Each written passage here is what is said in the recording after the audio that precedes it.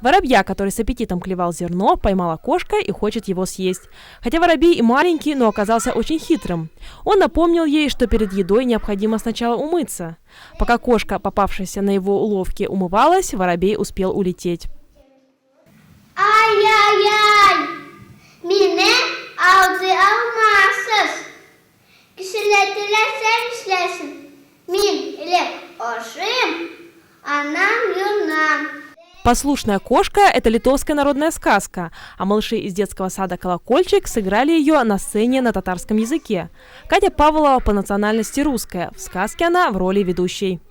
Мы учимся разговаривать на татарском языке. Я люблю татарский язык, и у меня хорошо получается.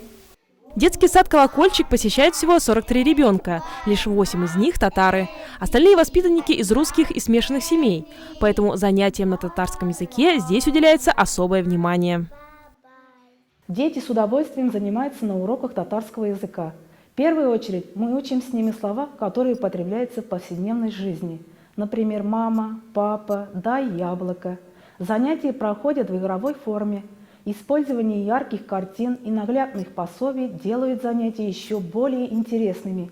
Приходя домой, они учат своих родителей татарскому языку. Инсценированная сказка на татарском языке в детском саду впервые. Хотя обманутая кошка осталась голодной, для тех малышей, кто был в роли зрителей, это стало замечательным уроком татарского.